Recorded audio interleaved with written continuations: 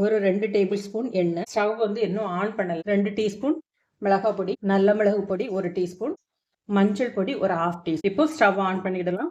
இதை லைட்டா ரோஸ்ட் பண்ணி எடுத்துடுங்க. இப்போ கலர் சேஞ்ச் ஆக ஆரம்பிக்குது.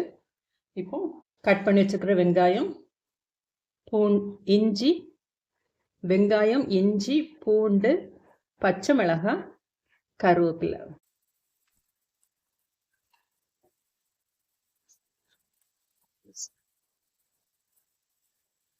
மசாலா வந்து கரைஞ்சிடக்கூடாது. இப்போ இந்த ஸ்டேஜில் ஒரு சின்ன நெல்லிக்காய் சைஸ் புளியை கரைச்சி உள்ள விட்டுடலாம். இப்போ டேஸ்ட்டுக்கு தேவையான அளவுக்கு உப்பு போட்டு எடுக்க மீனை உள்ள சேர்த்துடலாம். ஸ்லோ ஃப்ளேமில் அப்படியே இருந்து வேகட்டும்.